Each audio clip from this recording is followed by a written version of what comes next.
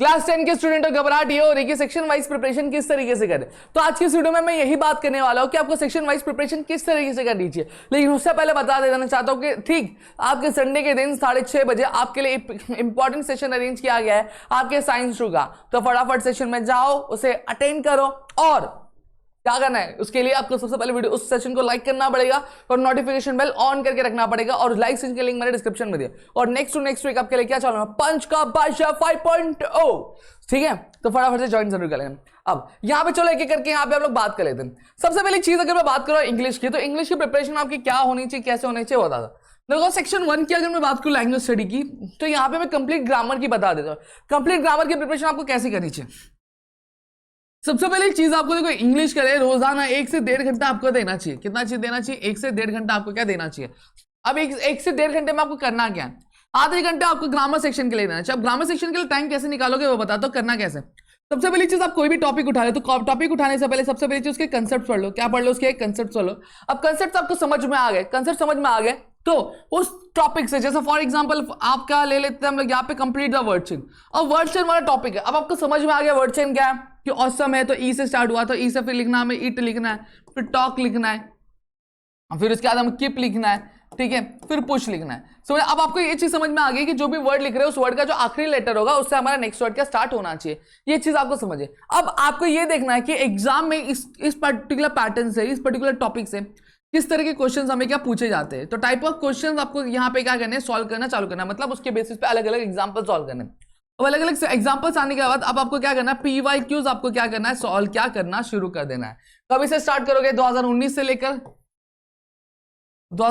लेकर 2025 के सभी PYQs कर लो। अगर आपने इतना कर लिया तो आपका ग्रामर का टेंशन खत्म हो जाएगा, स्ट्रेस पूरा का पूरा खत्म हो जाएगा। स्क्रीन थोड़ा ब्लैकआउट होता, ठीक है, तो आपका ये जो डर है ये डर भी क्या हो जाएगा आपका पूरी की पूरी तरीके से क्या हो जाएगा, खत्म हो जाएगा। इतना क्लियर हो। तो ग्रामर वाले पार्ट के लिए आपको क्या इस तरीके से चीजें यहाँ पे क्या कवर करनी है। फिर नेक्स्ट यहाँ पे अगर हम बात करें तो अब आगे क्या आता है, आपका टेक्सचुअल पैसेज वाला पार्ट आता है। कौन सा पार्ट आता है, आपका टेक्सचुअल पैसेज वाला पार्ट यहाँ पे आ जाता है।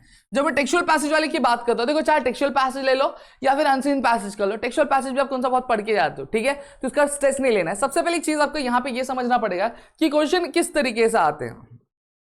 देखो सबसे पहली चीज आपको यहाँ पे एक्टिविटी बेस्ड आती है कि आपका एक्टिविटी बेस्ड आती है। देखो सबसे पहली चीज क्या है, अनिल फिजिकल कैरेक्टर। सो अनिल का फिजिकल कैरेक्टर कैसा था, तो देखो यहाँ पे ये बोला गया है कि वो 25 ईयर्स का था, ठीक है, टॉल था, लीन था, ठीक है, काइंड था, टॉल था, लीन था। समझ में आ गया। देखो यहाँ पे एक टॉल आ जाएगा, फिर उसके बाद उसका क्या आ जाएगा, लीन आ जाएगा। क्लियर हो गया। तो इस तरीके से आपको क्या करना है, यहाँ पे सेच आउट करना है। फिर यंग था, ठीक है, तो ये चीज होती है। फिर यहाँ पे अगर मैं बात करूं आपका थर्ड, अब यहाँ पे सेकंड वाला भी जो क्वेश्चन होगा पैसेज बेस्ड होगा। अब थर्ड वाला क्वेश्चन है, थर्ड वाला क्वेश्चन मेनली आपका किस पे बेस होता है, आपके वोकैबुलरी पे बेस होता है। किस पे होता है दोस्तों, आपके वोकैबुलरी पे पूरा का पूरा बेस होता है। फिर यहाँ पे फोर्थ वाला अगेन अगर मैं बात करूं क्वेश्चन टैग वाली चीजें होती है। फिर यही फिफ्थ की अगर बात करूं तो ये पर्सनल रिस्पांस होता है। यहाँ पे आपको क्या लगता है क्या नहीं लगता है, आपको उसके बेसिस पे आपको आंसर देना होता है। पर्सनल रिस्पांस का आंसर आपको पैसेज में नहीं ढूंढना है, ठीक है, पैसेज में से चीजें नहीं कंप्लीट करनी होती, ये चीज ध्यान में रख लेना। ऐसे आपको दोनों पैसेज दिए जाएंगे, दोनों पैसेज को आपको क्या आंसर यहाँ पे लिखना होगा। फिर नेक्स्ट आता पोएम। तो पोएम के लिए देखो मैं सीधा सीधा बात करूँ, आपके 8 पोएम है, 8 पोएम को लर्न कर लो, ठीक है, 8 पोएम के जो मीनिंग आपको पता होनी चाहिए। फिर उसके बेसिस पे जो एक्टिविटीज होती है वो आपकी जो पब्लिकेशन बुक होती है उन पब्लिकेशन बुक से आपको क्या करनी है, उसको प्रैक्टिस करना शुरू कर लेना है। फिर उसके बाद आपको क्या करना, PYQs करना। तो यहाँ पे भी आपको सबसे पहली चीज क्या करना है, पोएम का एक्सप्लेनेशन आपको समझ लेना है। एक्सप्लेनेशन समझ गया, जो क्वेश्चन प्रैक्टिस को करनी है। फिर उसके बाद आपको PYQs पे आपको क्या देना है, ध्यान देना है। क्लियर हो गया।